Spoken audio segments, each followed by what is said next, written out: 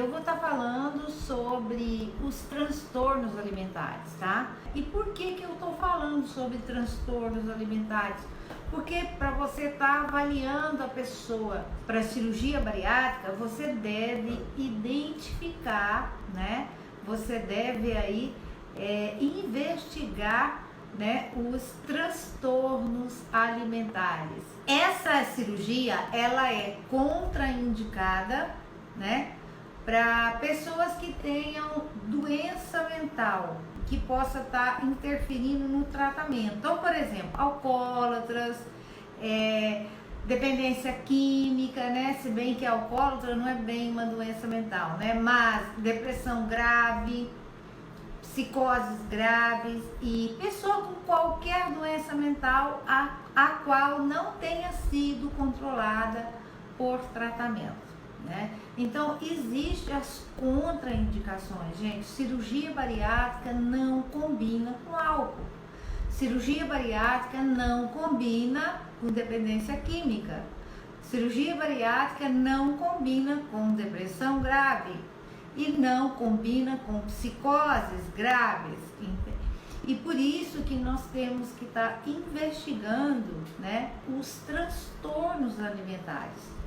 Então, por exemplo, uma pessoa que vem para você, que quer um laudo, que ela quer ser avaliada, né? Ela quer passar por uma avaliação, porque ela está em processo, né, em procedimento já de cirurgia bariátrica. Ela já foi ao médico e o médico já fez o encaminhamento para o psicólogo, né? Então, por exemplo, se essa pessoa tem uma anorexia nervosa, né? O que é essa anorexia nervosa? É aquele medo mórbido de engordar. Essa é a anorexia nervosa, né? E então leva, né, esse medo mórbido. Nós podemos até falar que é um tipo de psicose grave. Então, leva essa pessoa a uma redução na alimentação, uma redução drástica de alimentação, né? Vai ingerir praticamente quase que nada. E aí, alguns casos, gente, chega até a morte, né? A inanição. E o que acontece? Dentro desse quadro de anorexia nervosa, né, o paciente pode desenvolver também a bulimia. Porque o que é a bulimia? A bulimia é quando a pessoa coloca, né, o dedo aí na garganta e vomita. Tudo que ela come, ela vomita. Então, isso já é uma característica, né, da anorexia. Porque a anorexia, ela tem a ver o quê? Com imagem corporal, né? A bulimia também. Então, é um tipo de uma psicose, é um transtorno, né? E assim, o psicólogo, ele, quando está avaliando um paciente, né, que pretende fazer a bariátrica, ele tem que verificar certinho, né, quais são as características diagnósticas para esse transtorno, né, da anorexia nervosa. E a gente tem também, né, algumas escalas que a gente utiliza na avaliação, né? E são assim, não são escalas autorizadas pelo Conselho, né, Federal de Psicologia.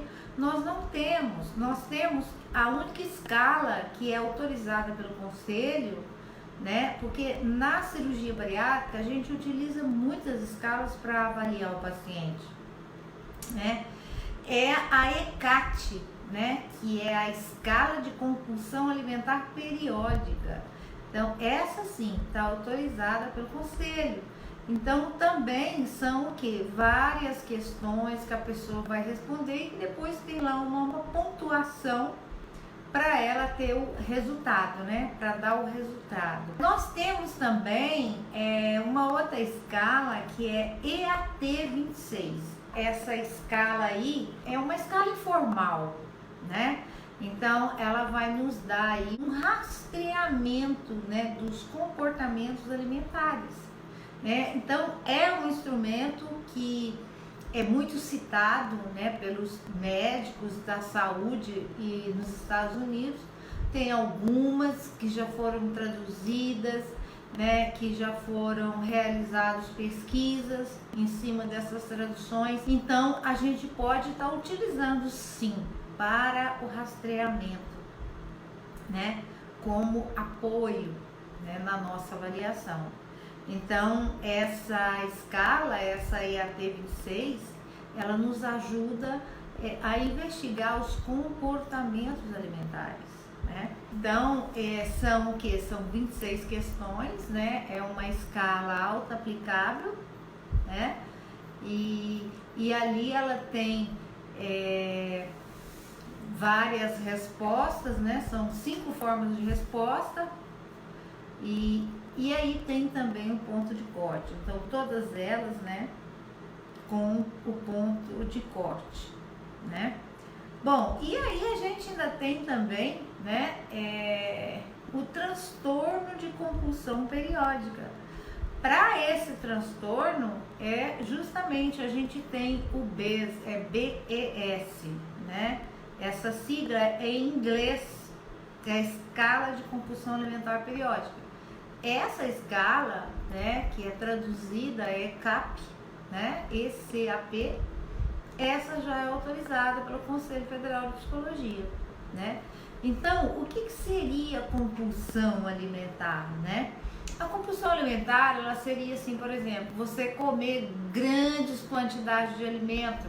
Tudo isso gera uma angústia, gera um arrependimento, né, relativo a essa compulsão alimentar. Então, isso também é um transtorno, a compulsão alimentar periódica, né? Nós temos um outro comportamento também que a gente precisa estar investigando quando a gente está avaliando aí o paciente, né? Que é, por exemplo, o beliscar, né? Tem pessoas que beliscam, que tem esse comportamento de beliscar, né? Você imagina, por exemplo, uma pessoa, ela tá lá na cozinha fazendo o almoço, e ela tá fazendo o almoço e ela tá comendo, ela tá fazendo o almoço e ela já tá comendo. Na hora que ela termina de fazer o almoço, ela já não tem mais fome, porque ela beliscou o tempo todo. Então, a pessoa começa a criar esse hábito de beliscar. E aí depois ele pode se tornar, né, um tipo de transtorno alimentar. E assim, a pessoa que faz a cirurgia bariátrica e que tem esse tipo de comportamento de beliscar, ela tem uma grande chance de voltar a engordar, gente, sabe? E nós temos também, gente, um outro tipo de transtorno que é a síndrome do comer noturno. Inclusive, nós temos até lá no DSM-5, né, a referência a essa síndrome de comer noturno.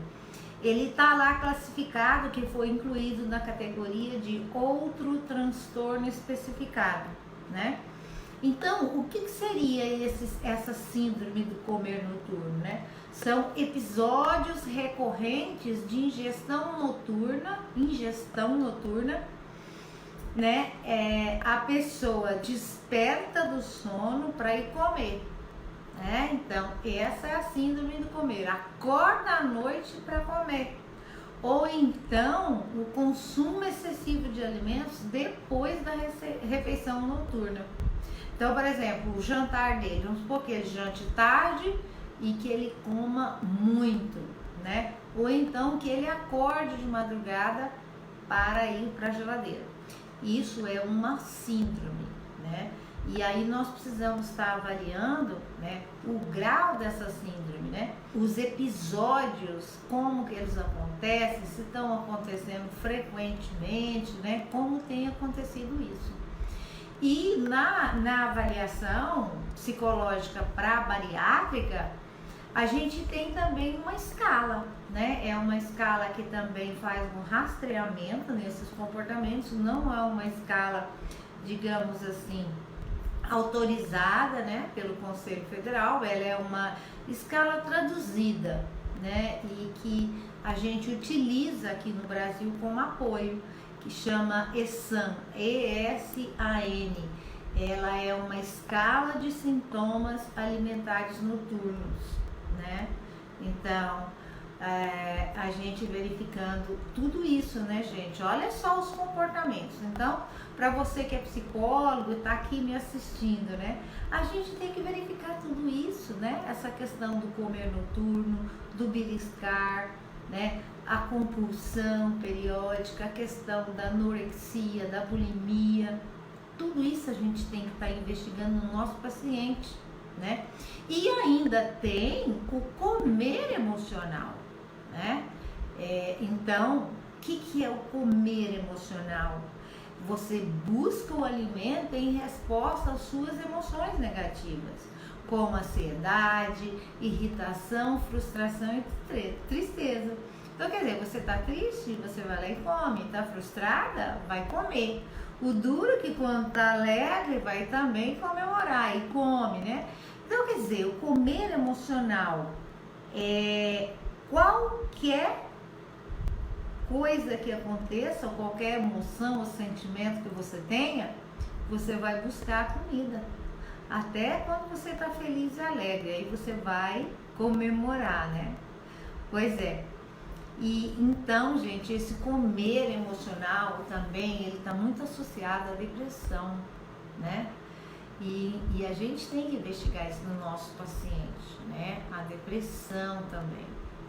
E ainda tem, né, um outro transtorno que, assim, é pouco conhecido, né? Que é a fissura por comida, né? Essa fissura por comida, ela é caracterizada assim como um intenso impulso para a pessoa comer um tipo de alimento particular. Eu já tive uma paciente que ela disse assim para mim: olha, você pode me tirar tudo, mas não me tire o amendoim. Eu tenho que comer amendoim todos os dias. Então você percebe como que é um hábito que às vezes, não sei, talvez veio lá da infância, da adolescência, né?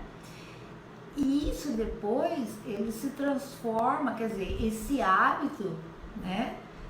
Um hábito que passa aos poucos a ser um transtorno, porque pensa bem, é a mesma coisa. Você tem o álcool, né? Então você tem o hábito de tomar o álcool todos os dias, alcoólatra.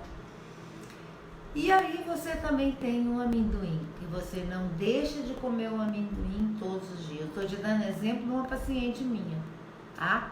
Mas geralmente essa fissura por comida é assim, geralmente por alimentos, um alimento, né? De muita caloria, de alto teor calórico, geralmente doce ou muito gorduroso. A pessoa tem fissura por determinado alimento e tem que comer aquele alimento todos os dias, tá? Então, isso também é um transtorno alimentar, né? Porque se a pessoa tem essa fissura por esse alimento e ela faz a cirurgia bariátrica, olha, não vai dar certo depois no pós-operatório, entendeu? Porque o paciente, quando faz a cirurgia, ele já tem que estar consciente, né? Nós, psicólogos, a gente trabalha com a questão da psicoeducação, né? Que você vai orientar esse paciente com o que vai ser depois, né? Como disse uma paciente minha, né? Ai, seria tão bom se em todas as cirurgias a gente fizesse esse cursinho, né? Então, é mais ou menos isso mesmo, né? É um cursinho que você aprende tudo sobre a cirurgia, né? E aí, quando você vai para a mesa de cirurgia, você já vai consciente. E esse é o nosso trabalho, né? O trabalho do psicólogo, realmente, de estar aí trabalhando, de orientando e informando, né? E assim, uma outra coisa, a gente está falando hoje sobre transtornos, mas eu me lembrei aqui para falar para você também de alguns pontos a serem explorados na entrevista clínica, né? Porque quando o paciente chega para avaliação psicológica, a primeira coisa que você vai fazer é uma entrevista clínica com ele, né? Então, o que a gente tem que investigar, né? as comorbidades físicas e psiquiátricas, se ele tem algum tipo de transtorno, né? Por exemplo, os tratamentos que ele fez para emagrecer anteriormente e por que ele fracassou, né? E também, como eu estava dizendo há pouco, essas percepções que ele tem. Qual a percepção que ele tem do papel do psicólogo, né, num processo de cirurgia bariátrica? Né? Qual a percepção que ele tem de um pré-operatório? Qual a percepção que ele tem, né, de um pós-operatório? Né? Estilo de vida, hábitos alimentares. Então, tudo isso ele tem que estar consciente, ele tem que saber tudo sobre isso, né? As expectativas que ele vai ter com relação à cirurgia, né? A gente sabe de casos assim de pessoas que fazem empréstimo no banco, né? Fazem empréstimo para fazer uma cirurgia dessa, achando que a cirurgia vai resolver o problema dela, que ela nunca mais vai engordar, né? Então ela não tem essa consciência de que ela tem que continuar vigilante com a comida, né? Porque senão ela vai voltar a engordar, né? E isso acontece com todo mundo, né? Por que a gente vigia constantemente, né? Lembrando que tem que comer pouco isso ou aquilo, tem que dosar aqui, ali, enfim, não é verdade? Né? Então, isso aí também são pontos a serem explorados, né, na entrevista clínica. E uma outra coisa, gente, que é muito importante é a questão da atividade física, né? Porque o paciente, quando ele chega para você, ele geralmente não faz atividade física, né? Ele tem uma vida sedentária. Principalmente, eu até já falei isso na live passada, devido ao sobrepeso no joelho, ele começa a ter problemas no joelho, sobrepeso ali no próprio pé, né? Então ele não aguenta muito fazer exercício, né? Em pé não, fazer uma caminhada, enfim. Então geralmente, né, aqueles que têm condições econômicas podem fazer uma hidroginástica, né, para não ficar totalmente sedentário. Mas também isso a gente tem que estar investigando na avaliação psicológica e estar orientando o paciente com relação a isso. Essa área da cirurgia bariátrica é uma área, gente, que está crescendo muito da avaliação psicológica, né? Porque a gente vê falar muito em obesidade, você vê falar em dieta disso, dieta daquilo, dieta não sei do que, enfim. Mas, né, o quadro, as pesquisas em torno da obesidade é que a cada vez aumenta mais, né? Não tem pesquisa que mostre que a obesidade está diminuindo, que a população está menos obesa. Pelo contrário, a gente não vê isso. Então, as pessoas estão assim procurando muito a cirurgia bariátrica, né? Bom, gente, então, boa noite para vocês, tá? Beijo, beijo. Tchau, tchau para vocês.